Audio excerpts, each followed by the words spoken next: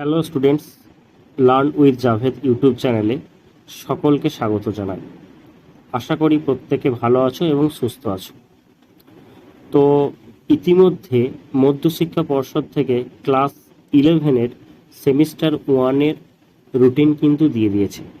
তোমরা জানো তোমাদের 13 সেপ্টেম্বর থেকে তোমাদের কিন্তু এক্সাম স্টার্ট হচ্ছে এবং তোমাদের ফিজিক্স এক্সাম আছে 21 সেপ্টেম্বর। তো তোমরা প্রত্যেকেই সিলেবাসটা খুব ভালোভাবে পড়াশোনা করছো। তো আমি ভাবলাম যে যেহেতু তোমাদের এক্সাম সামনেই, তার জন্য তোমাদের জন্য একটা মক টেস্ট সিরিজ স্টার্ট করি। এক একটা সিরিজের মধ্যে বা এক একটা ভিডিওর মধ্যে আমরা 20টা করে কোশ্চেন রাখবো, মিক্সড কোশ্চেন থাকবে বিভিন্ন চ্যাপ্টার মিলিয়ে আমাদের ফার্স্ট সেমিস্টারের যে সিলেবাসটা আছে সেটার উপর বেশ করে। তো তার জন্য আমরা একটা একটা করে মক টেস্ট সিরিজ করব একদম আমাদের পরীক্ষার আগে পর্যন্ত। তাহলে কি হবে, আমরা প্রায় 200+ কোশ্চেন কিন্তু আমরা প্র্যাকটিস করতে পারবো। তো চলো ভিডিওটাকে তোমরা প্রথম থেকে শেষ পর্যন্ত দেখো, এবং এই যে ভিডিওটা যেটা আছে এটা তোমাদের জন্য একটা মক টেস্ট ক্লাস। এখানে কি হবে, আমাদের কোশ্চেন থাকবে, প্রত্যেকটা কোশ্চেন আমি এখানে সলভ করবো উইথ কনসেপ্ট। তোমরা অবশ্যই প্রথম থেকে শেষ পর্যন্ত দেখবে, এবং ভিডিওটা যদি ভালো লেগে থাকলে তাহলে তোমাদের যারা বন্ধুরা আছে তাদের সাথে অবশ্যই শেয়ার করে দাও, যাতে করে বেশি বেশি সংখ্যক স্টুডেন্ট এই ভিডিওটা দেখে তারা আরও বেশি বেশি করে প্র্যাকটিস করার সুযোগটা পেয়ে থাকে। তো চলো আজকের প্রথম প্রশ্নে আমরা চলে আসি। কি বলছি দেখো, 1 নম্বর প্রশ্ন। এখানে কিন্তু আমি মিক্সড আপ কোশ্চেন রেখেছি, বিভিন্ন চ্যাপ্টার থেকে কোশ্চেন আছে। তো প্রথমে কিছু কোশ্চেন আছে ভেক্টর থেকে, ঠিক আছে? তো চলো দেখি।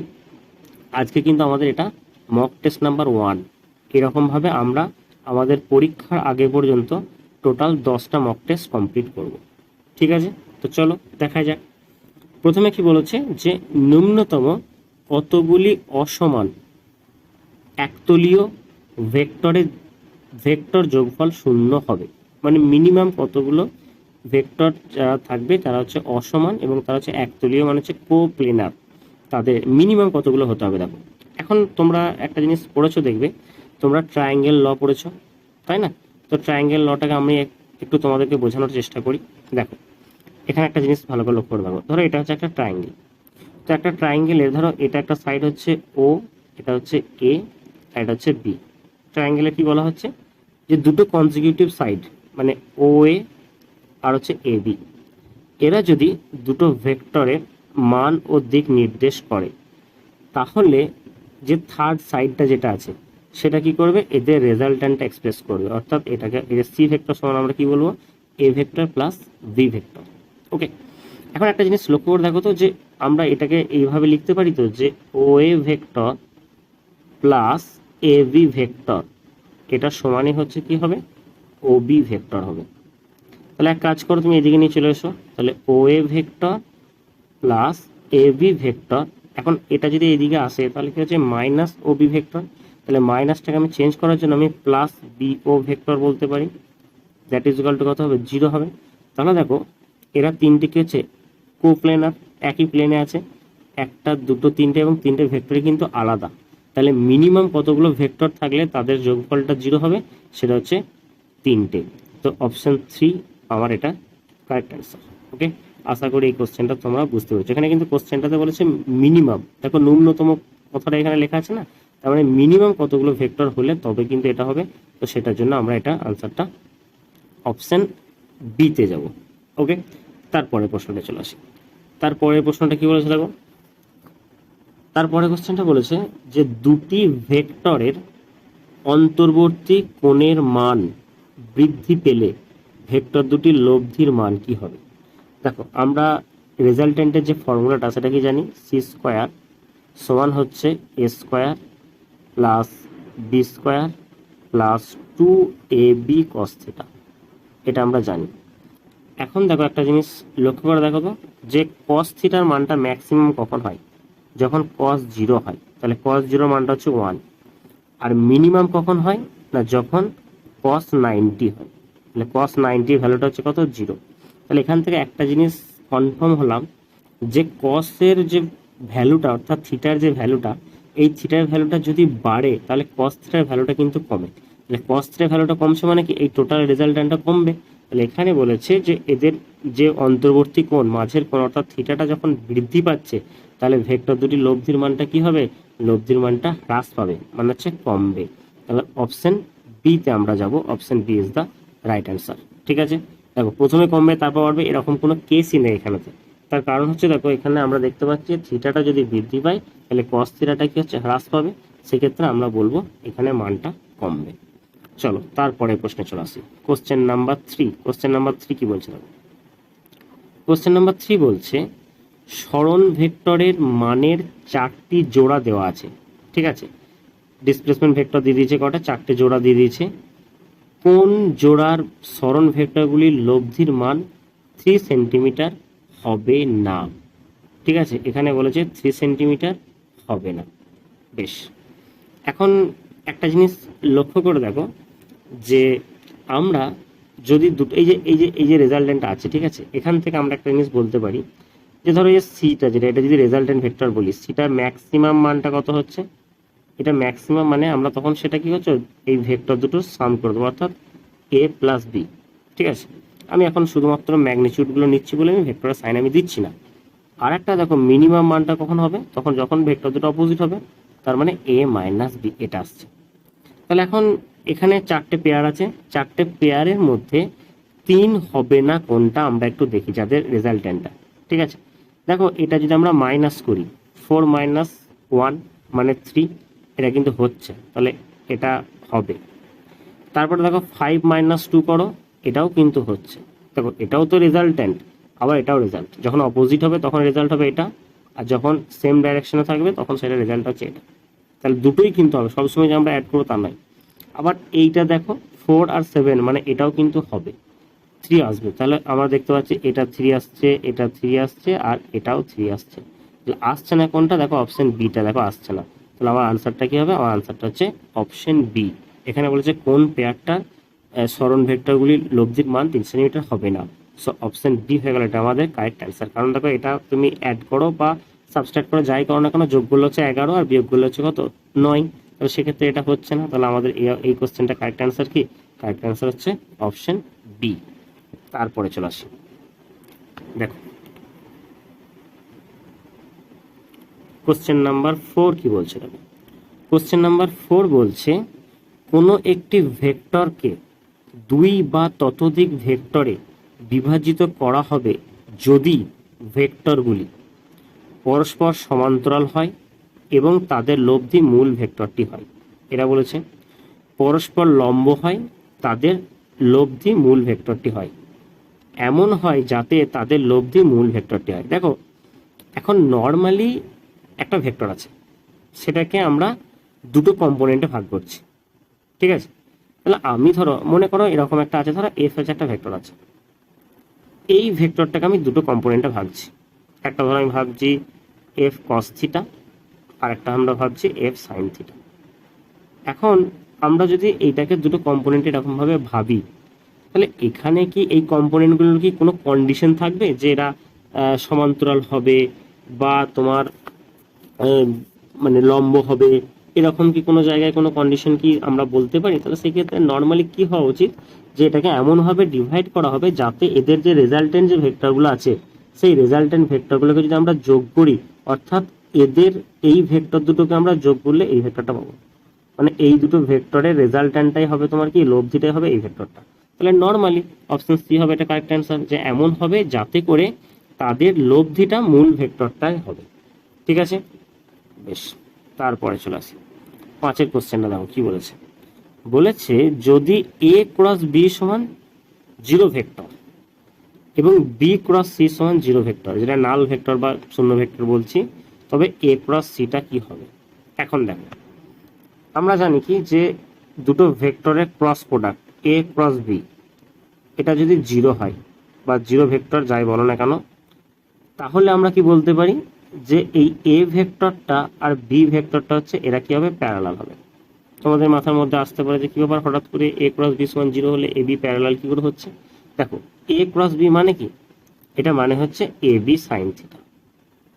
ভালো করে শুনবে, এ বি সাইন থিটা। এখন যদি থিটার মানটা 0 হয় তখন কি হবে, তখন এই টোটাল ভ্যালুটা 0 হবে। তাহলে থিটার মানটা 0 মানে কি, মানে যদি এরা এরা যদি এরকম প্যারালাল হয়, তাহলে এদের মাঝখানে কোনো অ্যাঙ্গেলই নেই এ আর বি এর মধ্যে, তাহলে সেক্ষেত্রে আমরা কি বলবো, এ ক্রস বি যদি 0 হয় তাহলে A vector parallel B vector.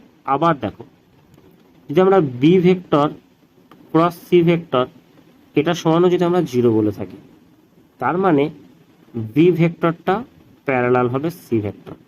বেশ, তাহলে আমরা দেখতে পাচ্ছি এ ভেক্টরটা বি এর সাথে প্যারালাল, আবার বিটা হচ্ছে সি এর সাথে প্যারালাল।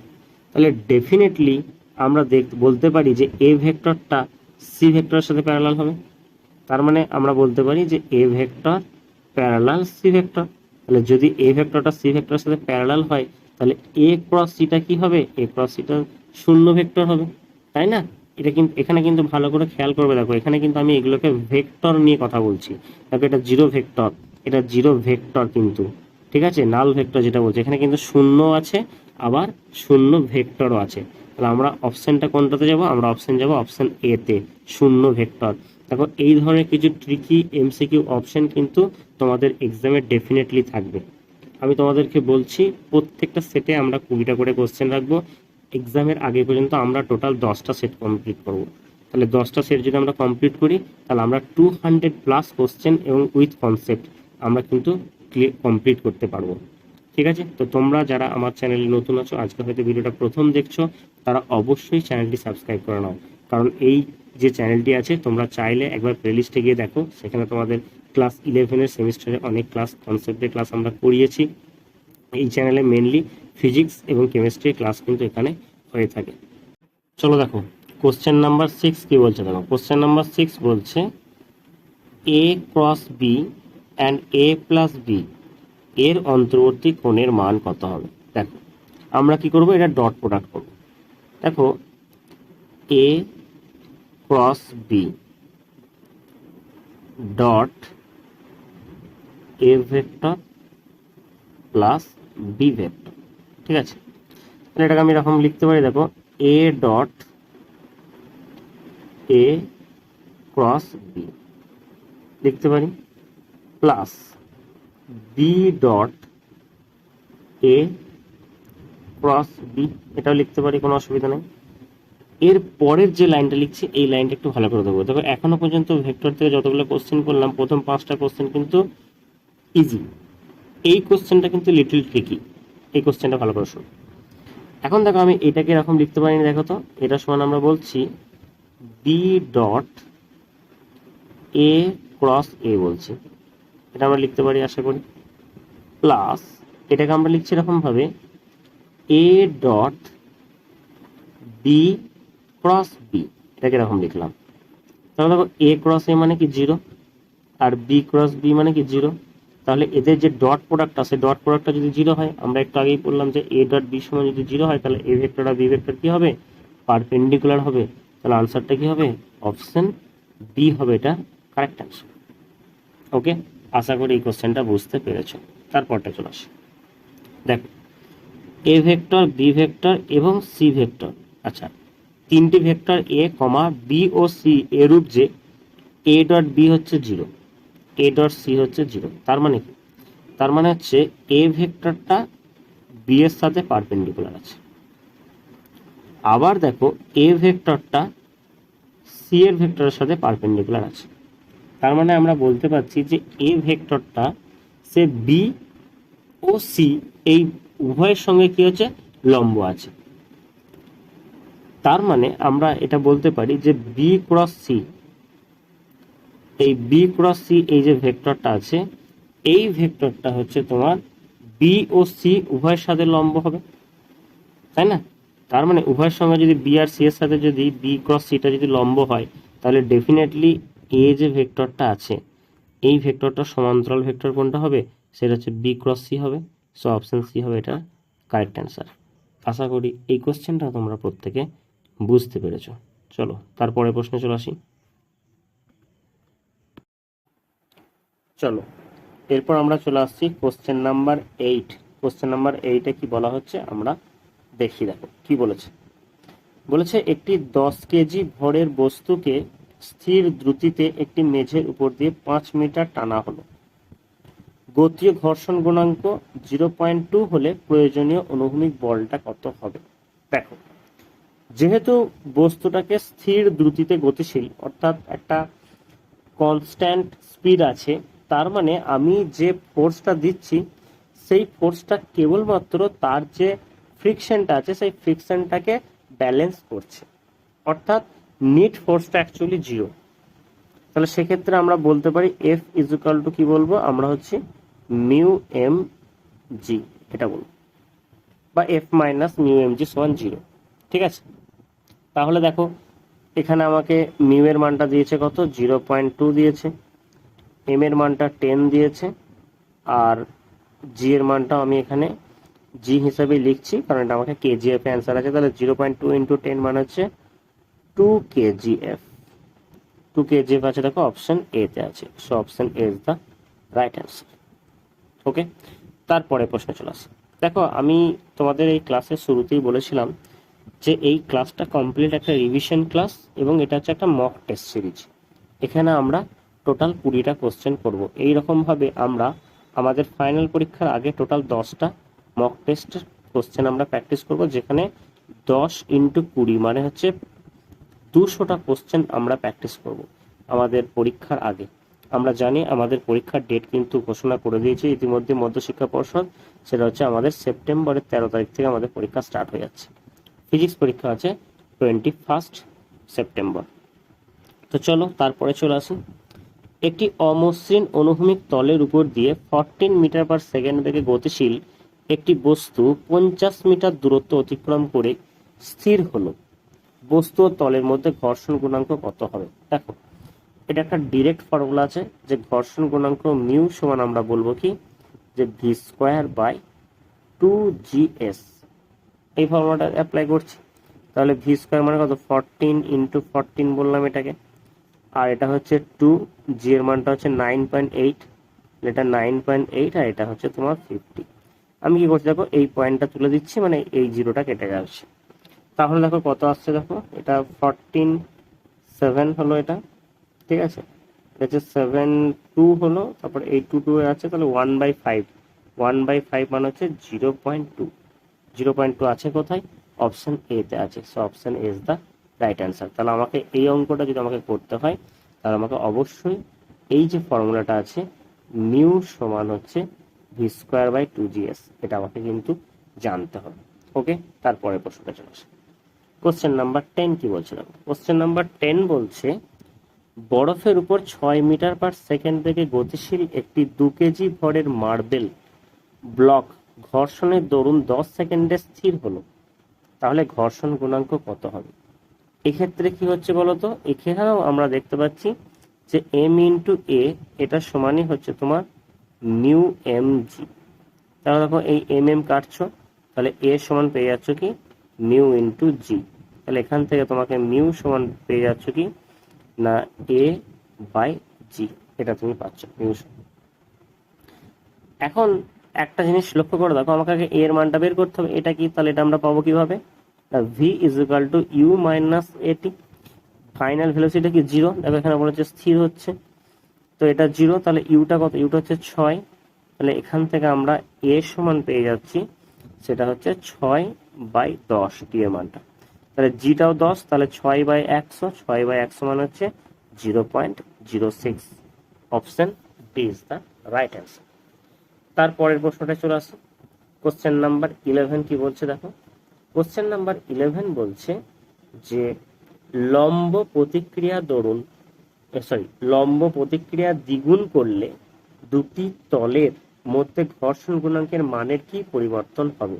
এখন দেখো, ঘর্ষণ গুণাঙ্ক মানে হচ্ছে কোএফিসিয়েন্ট অফ ফ্রিকশনাল কোএফিসিয়েন্ট, যেটা আমরা বলছি, যেটাকে আমরা মিউ বলছি। এটা অ্যাকচুয়ালি কার উপর ডিপেন্ড করে বলতো, এটা ডিপেন্ড করে সেটা হচ্ছে রাফনেসের উপর, সারফেসের রাফনেসের উপর এটা ডিপেন্ড করে। তাহলে শুধুমাত্র এটা ডিপেন্ড করছে সারফেসটার প্রকৃতির উপর। তাহলে সেক্ষেত্রে তার লম্ব প্রতিক্রিয়া বলটা দ্বিগুণ করো কিনা বা তার ওয়েটটা দ্বিগুণ করো কিনা, সেটা ডাজেন্ট ম্যাটার, কোনোভাবেই এটা কিন্তু পরিবর্তন হবে না। তাহলে এটা শুধুমাত্র ডিপেন্ড করে তার রাফনেস বা তার নেচারের উপর। তাহলে সেক্ষেত্রে আমরা কি বলবো, অপশন সি বলবো, এর মানে কিন্তু কোনো পরিবর্তন হবে না, এটা অপরিবর্তিত থাকবে। ওকে, আশা করি এই যে কোশ্চেনগুলো আছে সেই কোশ্চেনগুলো তোমরা প্রত্যেকেই বুঝতে পারলে। দেখো তাহলে আমরা প্রথমে যে কোশ্চেনগুলো করলাম 1 to 7 সেই কোশ্চেনগুলো ছিল ভেক্টর থেকে। এখন দেখো আমরা 8 to 11 যে কোশ্চেনগুলো করলাম এই কোশ্চেনগুলো আমরা ফ্রিকশন চ্যাপ্টার থেকে করলাম। আশা করি তোমরা প্রত্যেকটা প্রশ্ন এটুকু জিনিস বুঝতে পারছো যে কোন চ্যাপ্টার থেকে এই প্রশ্নগুলো কিন্তু আছে, তাই না? তাহলে দেখো খুব ভালো করে একটা জিনিস লক্ষ্য করে দেখো যে আমরা যদি এই রকম ভাবে আমরা যদি প্র্যাকটিস করি, এবার অনেক কোশ্চেন দেখো সহজ আছে, একদম ইজি কোশ্চেন আছে, কিছু কোশ্চেন একটু ট্রিকি আছে, তো সব রকম মিলিয়ে মিশিয়ে কোশ্চেন কিন্তু আমাদের থাকবে। তো সেক্ষেত্রে আমরা এইরকম ভাবে আমি তোমাদেরকে ক্লাসে বলেইছি যে টোটাল আমরা কিন্তু 200 কোশ্চেন আমাদের টার্গেট আছে, আমরা 10টা মক টেস্টের কোশ্চেন আমরা এখানেতে সলভ করব। ঠিক আছে, চলো আমরা নেক্সট কোশ্চেনে চলে যাই। দেখো এই যে প্রশ্নটা আছে এই প্রশ্নটা আমাদেরকে কি বলেছে আমরা একটু দেখি। ঠিক আছে, এই প্রশ্নটা কোন জায়গা থেকে এসছে বলো তো? তোমরা প্রশ্নটা দেখো, পড়ো, তারপরে তোমরা বুঝতে পারবে যে এই প্রশ্নটা তোমাদের কোন জায়গা থেকে এসেছে। দেখো কি বলেছে, এখানে বলছে একটি গাড়ি একটি সরলরৈখিক পথে এ থেকে বি তে 40 মিটার পার সেকেন্ড বেগে গেল। ঠিক আছে, এটা বলেছে প্রথমে। তারপরে বলেছে যে বি থেকে এ তে 60 মিটার পার সেকেন্ড বেগে গেল, তাহলে গাড়িটির গড় দ্রুতি এবং গড় বেগ নির্ণয় করো। এখন একটা জিনিস আমাকে বলো তোমরা, যে যদি এ থেকে বি তে যায় সেটা হচ্ছে কত? সেটা হচ্ছে দেখো 40 মিটার পার সেকেন্ড। আবার দেখো বি থেকে এ তে ফিরছে 60 মিটার পার সেকেন্ড, তাহলে ডেফিনেটলি তার যে গতিবেগটা সেই গতিবেগটা কি হবে? 0 হবে। তাহলে গতিবেগটা 0 হবে মানে আমরা এই অপশনটা এবং এই অপশনটা এই দুটোতে আমরা যাব না, আমরা এই দুটোকে এখানে ক্যান্সেল আউট করে দেবো। কারণটা কি? কারণটা হচ্ছে তার সরণটা 0 হওয়ার জন্য। তারপরটা দেখো, তারপরে তাহলে আমাকে এই এখন দেখো যখন এটা হবে এটার একটা ডিরেক্ট ফর্মুলা আছে, সেটা হচ্ছে 2ab by a plus B. ঠিক আছে, 2ab by a plus B. এখন দেখো তোমার একটা জিনিস লক্ষ্য করে দেখো যে তাহলে টু এটা কত? এটা হচ্ছে 40, আর এটা হচ্ছে তোমার 2 ইন্টু 40 ইন্টু 60 বাই 40 প্লাস 60 মানে হচ্ছে 100। ঠিক আছে, তাহলে এই জিরো কাটছে, এই কাটছে, 4 6 24, 24 দুগুণ হচ্ছে 48, তাহলে 48 একটা অ্যান্সার হবে আর 0 হবে অ্যান্সার। তাহলে অপশন ডি হবে এটা আমার কারেক্ট অ্যান্সার। এটা খুবই ইজি একটা কোশ্চেন ছিল, এটা অ্যাভারেজ থেকে ছিল। এটা এই ধরনের অঙ্ক তোমরা ক্লাস 8 9-এ করেছো, এটা কিন্তু কোনো ফিজিক্সের অঙ্ক না ভাবে করলেও কিন্তু এটা তোমরা পারবে। ঠিক আছে, চলো তারপরে কোশ্চেনে চলে আসি। কোশ্চেন নাম্বার 13 কি বলছে দেখো। কোশ্চেন নাম্বার 13 বলছে একটি টেনিস বল ভূমিতে পড়ে প্রতিক্ষিপ্ত হলো, বলটির ত্বরণ, বেগ এবং সরণের মধ্যে কোনটির অভিমুখ পরিবর্তিত হয়? ঠিক আছে, একটা জিনিস আমাকে বলো যে কি কি বলেছে? বলটার মধ্যে ত্বরণের কথা বলেছে, বেগের কথা বলেছে, আর হচ্ছে সরণের কথা বলেছে। আচ্ছা, এখানে ত্বরণ বলতে একটা টেনিস বল যখন ভূমিতে এসে পড়ছে, এখানে ত্বরণ বলতে আমরা কোন ত্বরণটাকে বলছি? এটাকে আমরা অ্যাকচুয়ালি অভিকর্ষজ ত্বরণের কথা বলছি। তাহলে আমাকে বলো তোমরা যে অভিকর্ষজ ত্বরণ যেটা থাকে সেটা তো সবসময় কোন দিকে থাকে? সেটা হচ্ছে সবসময় ডাউনওয়ার্ড ডিরেকশন, অর্থাৎ নিম্নমুখী হয়। তাহলে এইটা পরিবর্তন হবে না, এটা তাহলে ফিক্স থাকবে। তাহলে পরিবর্তন হবে কোনটা? সেটা হচ্ছে বেগ এবং সরণের অভিমুখটা পরিবর্তন দুটোই হবে, কারণ সরণের অভিমুখ পরিবর্তন হলে বেগের অভিমুখ পরিবর্তন হবে, বা বেগের অভিমুখ পরিবর্তন হচ্ছে মানে সরণের অভিমুখ পরিবর্তন হচ্ছে। তাহলে আনসারটা আমরা বলবো কি সরণ এবং বেগ এই দুজনেরই অভিমুখটা পরিবর্তন হবে। ঠিক আছে, তাহলে এখানে ত্বরণে কিন্তু অভিকর্ষ ত্বরণে কিন্তু অভিমুখটা পরিবর্তন হবে না। তাহলে এখানে যদি কোশ্চেনটা এরকম বলতো যে কোনটির অভিমুখ পরিবর্তন হবে না বা কোনটা অপরিবর্তিত থাকবে, তখন সেটা আমরা অভিকর্ষজ ত্বরণটা বলতাম। ওকে, তারপরে প্রশ্নটা চলে আসে, কোশ্চেন নাম্বার 14 চলে আসে। 14 কি বলছে দেখো, বলছে ভিন্ন ভরের দুটি বলকে একই বিন্দু থেকে একসঙ্গে স্থিরাবস্থা থেকে অবাধে ছেড়ে দেওয়া হলো। অবাধে, এখানে কিন্তু কোনো বাধা নাই, ফ্রি ফল করছে। নিম্নের বক্তব্যগুলির মধ্যে কোনটি সঠিক? ভারী বলটি হালকা বলটির আগে ভূমি স্পর্শ করবে, ভারী বলটি, হ্যাঁ, উভয় বল একই দ্রুতিতে ভূমি স্পর্শ করবে। আমরা জানি যদি অবাধে কোনো পতনশীল কোনো বস্তুর পতনকাল এবং ভূমি স্পর্শ করার সময় তার যে স্পিডটা থাকে সেই স্পিডটা কিন্তু কোনোভাবেই ভরের উপর নির্ভর করে না। তাহলে সেক্ষেত্রে সেটা ভারী হোক বা হালকা হোক, এটা হচ্ছে মাস ইন্ডিপেন্ডেন্ট। তাহলে ডেফিনেটলি এটা কি হবে, সেই দুটো একসাথে এসে পড়বে। দেখবে আগে দেখবে একটা কোশ্চেন পড়তো যে একটা লোহার বল, একটা পাখির পালক, আর একটা হচ্ছে কাগজের টুকরো, এই তিনটে বস্তুকে একটা অবাধে ফেলে দেওয়া হলো, তাহলে কোনটা মাটিতে গিয়ে আগে পড়বে? দেখো এই তিনটেই একসাথে পড়বে। কেন? তার কারণ হচ্ছে যখন কোনো বস্তু অবাধে পড়ে তখন সেক্ষেত্রে তার পতনকাল বা ভূমিতে স্পর্শ করার যে সময়টা বা তার যে স্পিডটা, সেটা কিন্তু প্রত্যেকটাই হচ্ছে তোমার কি মাস ইন্ডিপেন্ডেন্ট, কোনোভাবেই ভরের উপর নির্ভর করে না। তারপরে চলে আসি, দেখো কোশ্চেন নাম্বার 15 কোশ্চেনটা কি বলেছে দেখো একটু দেখে নিই। কোশ্চেন নাম্বার 15 বলা হচ্ছে পি বলকে খাড়া নিচের দিকে ফেলা হলো এবং কিউ বলকে একই উচ্চতা থেকে একই সময়ে অনুভূমিক দিকে ছোড়া হলো। আচ্ছা, পি কে ফেলছে এবং কিউ কে উপরের দিকে ছুঁড়ছে। বায়ুর বাধা উপেক্ষণীয় হলে পি বল প্রথমে ভূমি স্পর্শ করবে, কিউ বল প্রথমে ভূমি স্পর্শ করবে, দুটি বল একসঙ্গে ভূমি স্পর্শ করবে, না বল দুটির ভর দ্বারা অবতরণের সময়কাল নির্ধারিত হবে? কি হবে দেখো। এখন একটা জিনিস লক্ষ্য করে দেখো যে যে দুটো বল আছে সেই দুটো বলের নিম্নমুখী যে প্রাথমিক বেগটা, সেই নিম্নমুখী প্রাথমিক বেগটা কিন্তু 0 এবং নিম্নমুখী সরণটা কিন্তু একই।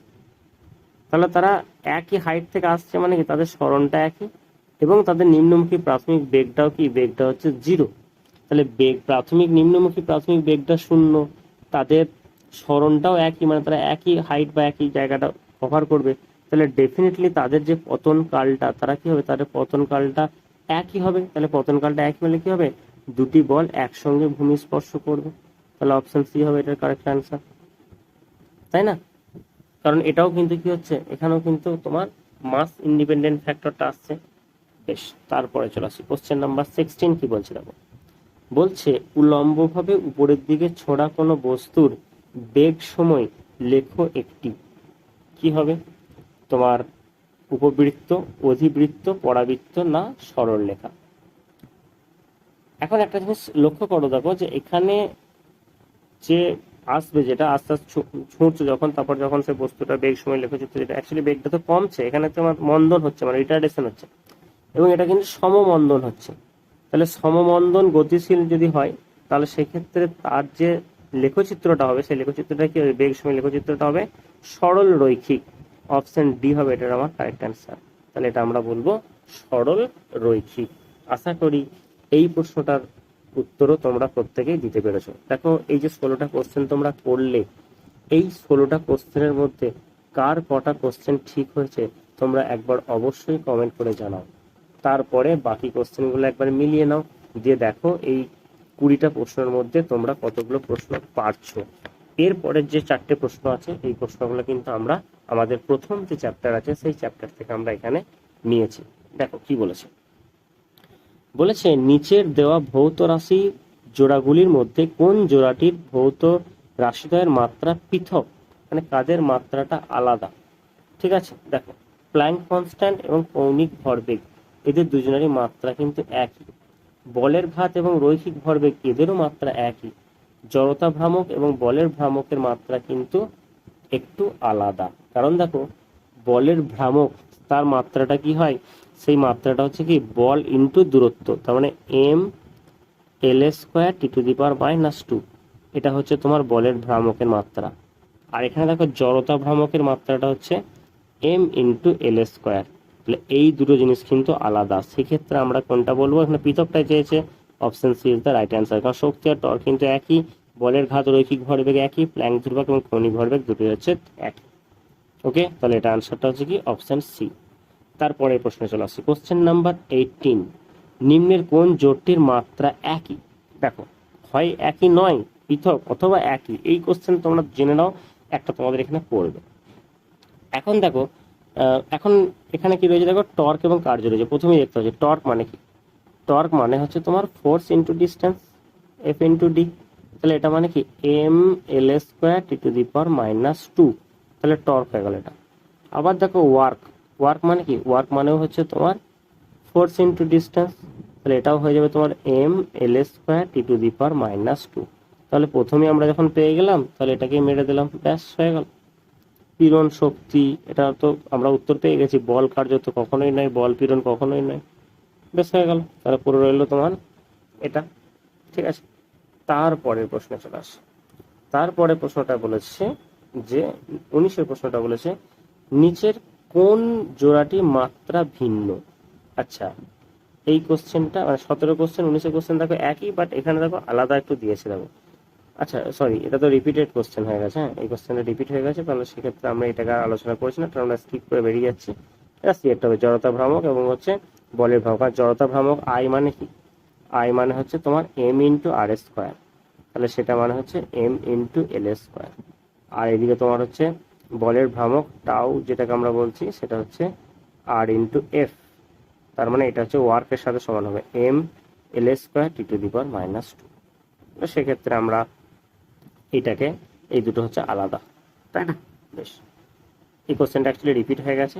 তো চলো আমরা চলে আসছি আমাদের আজকে last question, question number 20। Question number 20 কি বলছে দেখো, এখানে বলেছে যে একটি ভৌত রাশি এফ এক্স এর অপেক্ষক, অপেক্ষক মানে হচ্ছে ফাংশন, ঠিক আছে, যেখানে এক্স হচ্ছে দৈর্ঘ্য, এফ এর মাত্রা হচ্ছে এফ, হলে নিচের কোন সমীকরণটি মাত্রাগতভাবে সঠিক। ঠিক আছে, নিচের কোন সমীকরণটি মাত্রাগতভাবে সঠিক। এখন একটা জিনিস লক্ষ্য করে দেখো, এইটা এইটা আছে, এগুলো প্রত্যেকটা আছে। ডিএফ বাই এক্স, এটা মানে হচ্ছে এটার যে মাত্রাটা সেটা কি হবে, সেটার মাত্রাটা হচ্ছে এফ বাই এক্স। এক্সটা আমরা বলতে পারি, ধরো এফ এর মাত্রাটা তো এফই বলেছে, তাহলে এফ বাই এল এটা বলতে পারি। বাট তারপরেরটা দেখো, তারপরেরটা একটা জিনিস লক্ষ্য করে দেখো, এটা হচ্ছে এফ বাই এল তার হোল কিউব। বাট এখানে দেখো d two f by d x, তাহলে এটাও তো নয়, এটাও নয়, এটা এটা এফ বাই এক্স আছে, ঠিক আছে, এফ বাই এক্স আছে। তাহলে ডেফিনেটলি একটা জিনিস লক্ষ্য করে দেখো, আমরা তো পরিষ্কারভাবে দেখতে পাচ্ছি অপশন ডি কারেক্ট হবে, কারণ এটা মানে কি F by L, L H R H S, আর এই দিকটা হচ্ছে এফ বাই এল। বাকি দেখো একটাও মিলবে না দেখো, বাকি এগুলো সবগুলি কিন্তু আলাদা। তাহলে সেক্ষেত্রে আমার কিন্তু মাত্রা সঙ্গতভাবে এই ইকুয়েশনটাই কিন্তু সঠিক, তাহলে অপশন ডি হয়ে গেল এটা আমার কারেক্ট অ্যান্সার। তো আজকে যেহেতু আমাদের ফার্স্ট মক ছিল, আজকে কোশ্চেনের লেভেল খুবই ইজি ছিল, এবং আমরা জানি তোমরা অনেকেই এই কোশ্চেনগুলো সবগুলি করতে পেরেছো, এবং অনেকে হয়তো কিছু কিছু করতে পারবে। তবে এই কোশ্চেনগুলো করার পর যার যে জায়গাটা ডাউট হচ্ছে সেই জায়গাটা তোমরা একবার করে থিওরিটা ভালো করে পড়ে নাও, পড়ে নিলেই তোমাদের ওই ডাউটটা কিন্তু ক্লিয়ার হয়ে যাবে। তো ভিডিওটা যদি তোমাদের সত্যি ভালো লেগে থাকে, বা তোমাদের যদি মনে হয় যে এই চ্যানেলে তোমাদের কিছু হেল্প হতে পারে, তাহলে অবশ্যই চ্যানেলটা একবার সাবস্ক্রাইব করে নাও, এবং আমাদের যে টেলিগ্রাম চ্যানেল আছে সেই টেলিগ্রাম চ্যানেলে তোমরা জয়েন হয়ে যাও, সেখানে কিন্তু আমরা এই ক্লাসের সমস্ত পিডিএফগুলো ওখানে আমরা প্রোভাইড করে থাকি। ঠিক আছে, সবাই ভালো থেকো এবং ভালো করে পড়াশোনা করো, সামনেই তোমাদের এক্সাম আছে। আমরা আবার পরবর্তী যে আমাদের মক টেস্ট নাম্বার 2 সেটা নিয়ে আমরা খুব শীঘ্রই হাজির হচ্ছি।